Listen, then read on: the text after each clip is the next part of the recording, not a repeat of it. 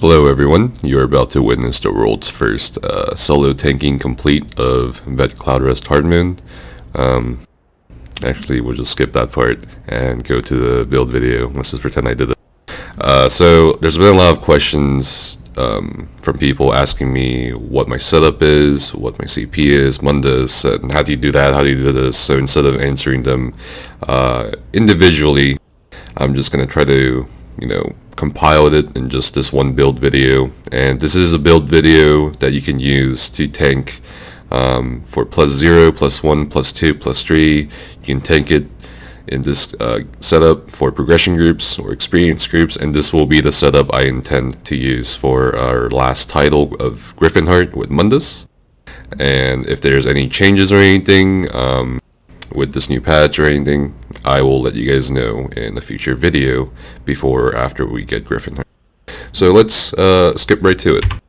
So let's start with the gear first, because gear obviously makes the man, I guess. I don't know. I think I said that wrong. I think anyway. So 2 Earth Core. So the thing about Cloudrest is, if you're gonna die, you're probably gonna die. There isn't much reason to go with Bloodspawn or Lord Warden. The extra mitigation from Lord Warden or Chidan would be nice for some of the incoming damage in the fight, but as the tank, you don't really need any more, in my opinion. And this is coming from the guy who used Chidan in VAS +2. So 2 Earth Core is really nice, especially if you are the tank or a tank in the group during execute. So if your health dips and you heal yourself with Dragon Blood or something like that, or if you're an Imperial and you somehow proc Red Diamond or whatever, any sorts of healing you do, Earth Core will proc on the group you're in, left or right group, if you guys know what that refers to for execute positions. Anyway, it'll proc, and 34,500 health over 6 seconds is pretty good. It guarantees a healing on the group, and it's actually really easy to control when you go down in the Shadow Realm to kill the crystals and tank the Shade of Zamaja. So you can actually control this to a degree, but it does save your life even if you don't intend it to proc sometimes. Now, especially when people die up top and then the orbs fling more Oblivion shit at you. The 5-piece, the primary 5-piece we'll have is 5-piece Torgs. So if you are the tank consistently staying up, like you're just not going down into the Shadow Realm, you'll be wearing the 5-piece Ebon to guarantee the 1.1k health buff to your group, to give them a health pad. But otherwise, you'll probably be running 5-piece Torgs. Now, there's a lot of tanks in the past that used 5-piece Dragon and 5-piece Allocation. There's other tanks that went with something else completely different. The 5-piece Torgs is really nice because it just keeps up pressure really well on Zamaja. It also, gives you that extra spell resistance, because a lot of the damage in here is spell based, and it also gives you a nice max health bonus. So besides that, that's pretty much the main reasons why we will use Torgs, for debuffs and for a bit of survivability. Traits wise, as you can see, you can go a mix. I highly recommend going at least 3 or 4-piece Sturdy in this fight, because you'll actually be doing a surprising amount of blocking at crucial moments. So definitely at least 3 to 4-piece Sturdy. And as for the big pieces, you can go Infused or Sturdy even. I know a lot of EU tanks, or a few EU tanks, have all Sturdy, so that's one thing to consider. For the secondary 5-piece, you don't have to go Allocation, but Allocation is, of course, the best in slot for tanks because of the armor penetration it provides to the group. So the faster the fight ends, the better it is, as always, in ESO. Just makes it a lot easier. You can wear 5-piece Allocation. If you feel like you're not getting enough synergies from their group or something, or it's a progression group where it's just +0 or something, you don't have to wear Allocation, but I still highly recommend you do, even if it's shitty uptimes on Zamaja.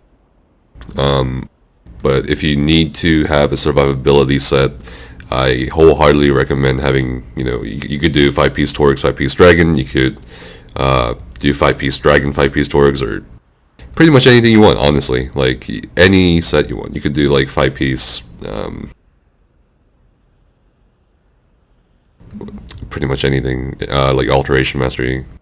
Any survivability set you think is fine, go ahead. I just wouldn't really go with a set that gives you more max health. I just don't see a point in it, and your max stats overall will suffer with a lot of healthy, unless you trade change the jewelry. Now, as you noticed, compared to a few other tanks that you may have watched doing Cloudrest +3, I do not have an ice staff on the back bar. A lot of tanks do that, so they can heavy attack, taunt Zamaja, or whatever, and also have Crushing Shock to interrupt minis or Zamaja. So far, I've only ever had to use this once. Pretty much. I think once or twice at most. And it's pretty much a waste of a slot for me personally. But if you feel like you need it, go for it. The reason why you'd want Ice Staff on the back bar is because of the passives you get from equipping a Frost Staff. So it reduces your incoming damage by 36%. And also gives you a 20% additional block cost reduction. However, the block cost reduction, if you have Tri-Focus put in, is going to cost Magicka instead of Stam. So you can decide to not put the points in Tri-Focus and still get the bonus from equipping the Frost Staff, but that'll cost Stam instead. So it's honestly preference at that point. And that's pretty much it. So the traits on your weapons will be infused and infused. So it's kind of like DPSing. So you got the Crush on the front bar, and you can have Weakening on the back bar. So Weakening is kind of a matter of debate, personally for me. There isn't much you can put Weakening on. I mean, you could put Weakening on Zamaja, or a mini-boss, or an ad like the Yagra Monstrosity, but like I said earlier, if you're gonna die, you're gonna die. I don't think any amount of Weakening, well, I guess that's too much of an exaggeration. I guess a little bit of Weakening won't really save you if you fuck up. That's what I'm trying to get at. Shields, whatever, you can do well-fitted, infused, divines. Preference is your preference. As you notice, I haven't really talked about the jewelry traits yet, and this is also kind of preference at this point too. So previously a few tanks used 3-piece Harmony, so they put Harmony trait on all their jewelry. The reason being is because during execute or even during the fight, you may want more healing done. So the Harmony trait, if you guys don't know, affects how much healing you get from a synergy, or how much resource you get from using a shard or an orb.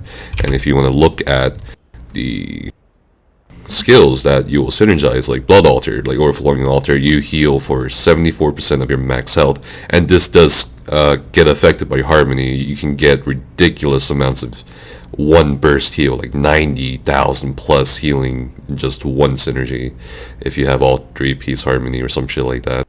If you synergize an orb, you get more healing from the energy orb. You also get give more healing to the other people near you, and so on, and you get more max stats from this or shards. Conduit is of course a bit weird because it only affects the damage of the Conduit's synergy on the target, which is relevant for a tank, but that's just something good to know. So for me personally, since I am staying in group, and since I will be synergizing a little bit during execute, I've decided to go with 2 Harmony.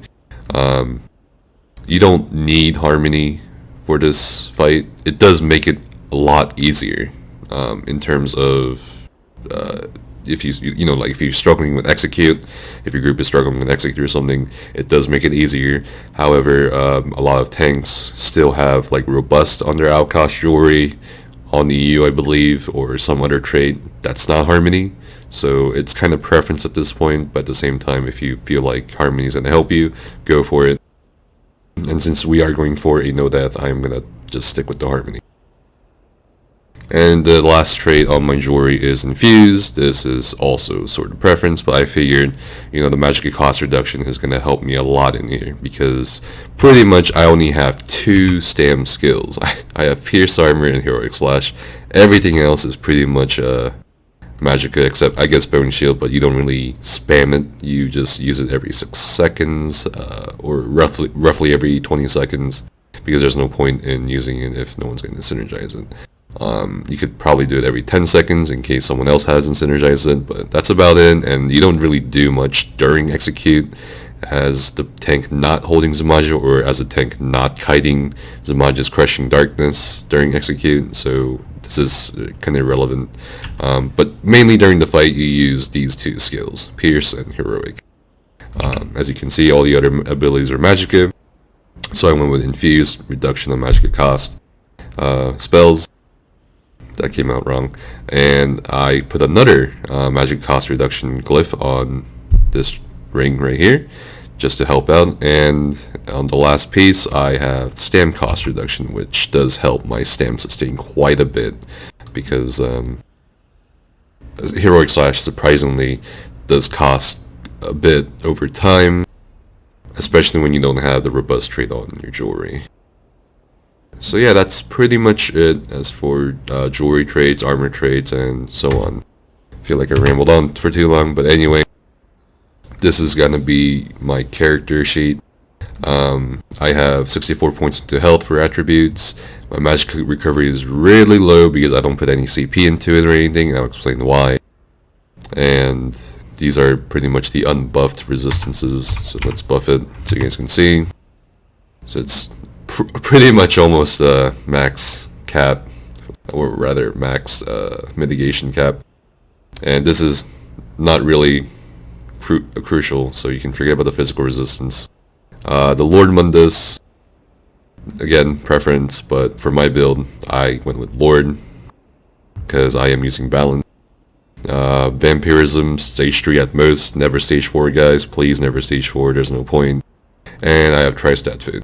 And that's pretty much it. For CP, it's gonna give something like this, and this has been pretty consistent for me. So for your red CP, starting with the Steed, you have 81 Ironclad, that gives you 24% damage reduction against direct damage attacks. Zamaja's heavy attack, Zamaja's beam attack, Mini's heavy if you end up getting the mini somehow. 6 spell shield for the extra spell shield resistance, because at a later point you don't really have much to spend it on. And of course 0 hardy, you don't really need any physical damage reduction in here. If you do, then something's not right. 76 LE for the 14% damage reduction, 48% for the dots. There's a lot of dots in here, so when your group kills the orbs at spawn, the orbs will actually put a dot on people that don't dodge roll or block the exploding orbs. You don't have to touch an orb for it to put a dot on your group. If you actually block it, the dot will not affect you. But if in the event or can't block the orbs, the thick skin does help quite a bit. And we got a lot in the quick recovery. Pairing this with the Dragonknight passives of Draconic Power, it's fucking ridiculous. So I wholeheartedly recommend 8 to 10% quick recovery if you can.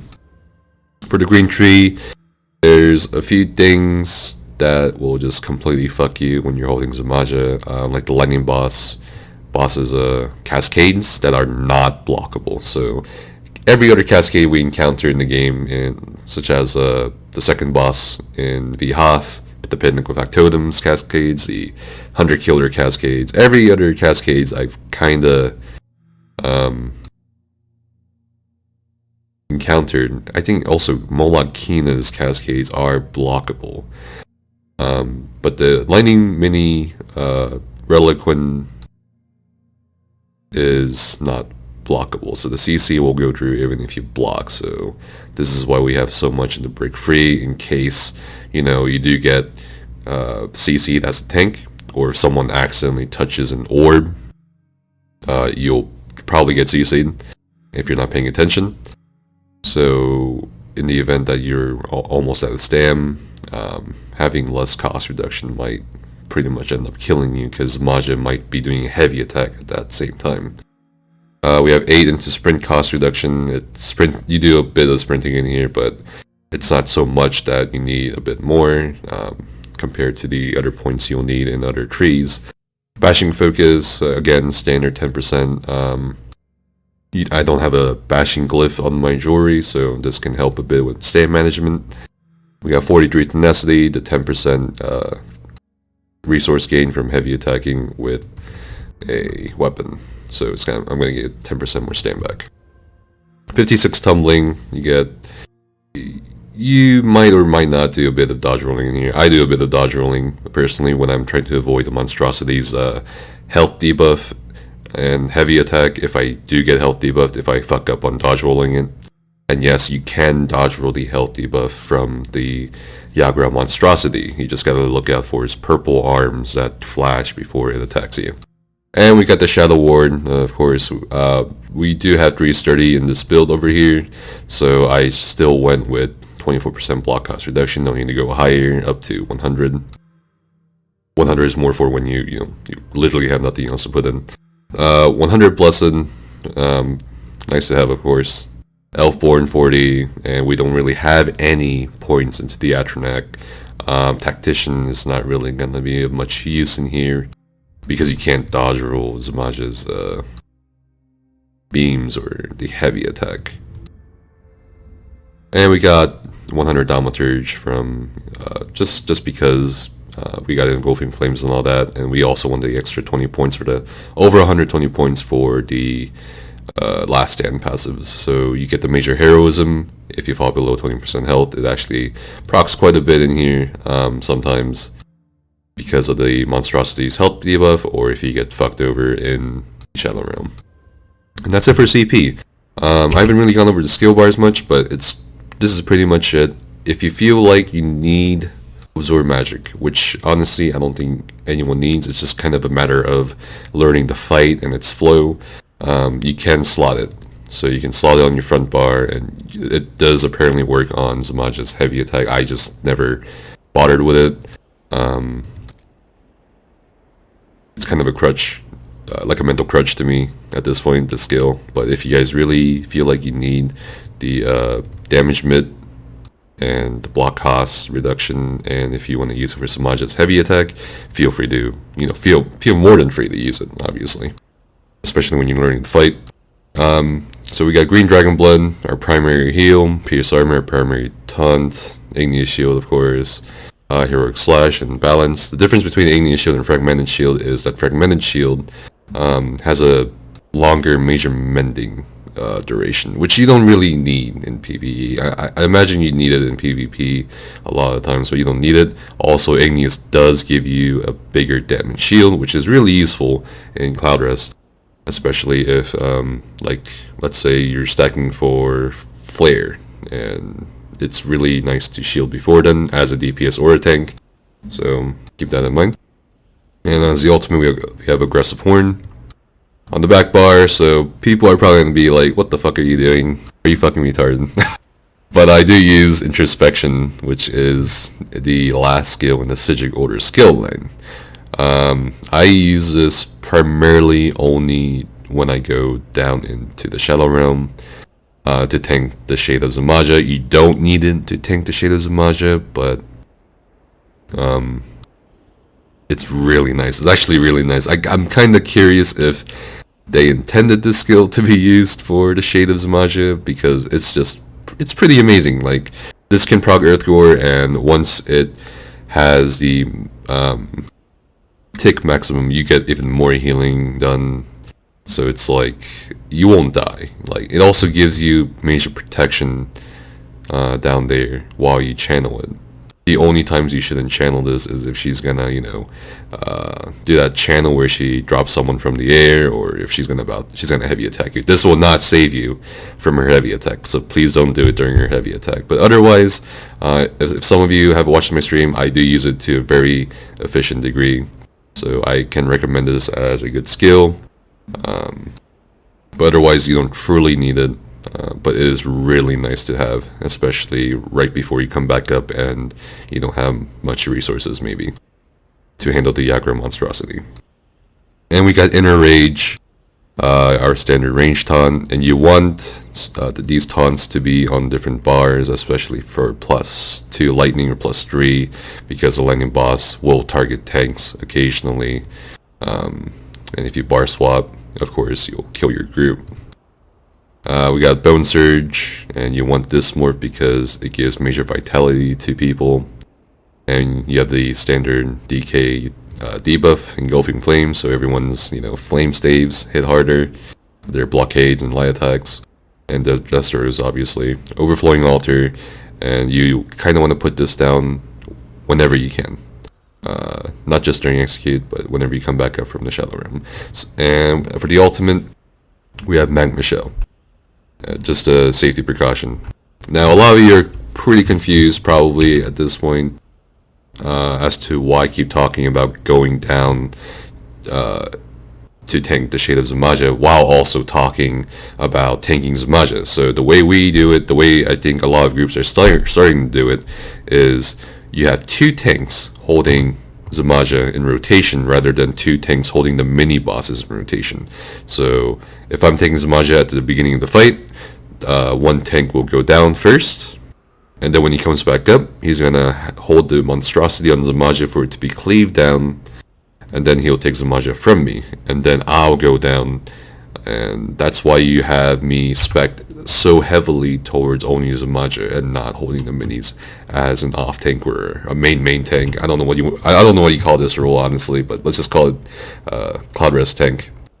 And meanwhile, you have the tank in Ebon always up here holding the minis, and of course getting those adds in. And this is kind of easier than doing it the other way of having 2 off tanks holding minis, because I can see why this is a bit easier, because things can go wrong, and things have went wrong.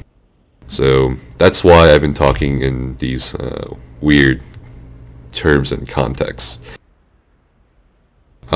Just one more thing before you guys go. I used to do 2 potion cooldown reduction glyphs. The reason being is I use the Essence of Lingering Health, which gives me major vitality. However, the major vitality only lasts for 15.7 seconds. So I figured, hey, let's knock it down by another 10 seconds for the potion cooldown, and I'll pretty much almost always have major vitality up, except for a few seconds. And the healing per second from this potion is pretty OP, especially when you're taking the shade downstairs. However, after a while, I just kind of moved away from this because I was using Unrelenting Grip as my primary source of major expedition, because Zamaja moves around a lot and you have to chain her or something else in the room to get the major expedition to just kind of sprint all the way over there to where she is now. I didn't want to go Swift Jewelry either because I wanted the harmony traits. So what I ended up doing was I just threw away the potion cooldown reductions, because I was also swapping during the fights between tripods and Essence of Lingering Health, depending on the situation. But after a while, after understanding how the fight worked and of course understanding the flow of it for a tank, I just didn't really end up needing a tripod. I didn't really end up needing a major vitality, so I went with the Essence of Speed pods, which gives you major expedition and healing done, sort of similar to the Lingering Health pod, except the difference is you don't get the major vitality. However, there is an alchemical combination for you to get major expedition, major vitality, and the healing per second. However, those potions cost a fortune, because the alchemical mat, the third alchemical mat, I think the pearl or something, or whatever. Costs a lot, is really rare. I think for 20 pots of that, it was like 20,000 gold at least, or 20. Actually, no, it was 27,000 gold for 20 of the other speed pots. So if you really have the gold to burn, I highly recommend buying those pots if there are even any out there now. I've only seen that listing for 27,000 gold on the North American server. So yeah. But yeah, thanks guys so much for watching. If you guys have any questions or anything, just let me know down in the comments below, and I will try to, of course, answer them. And thanks so much for watching, and hopefully you subscribe if you want more, and I'll see you guys next time.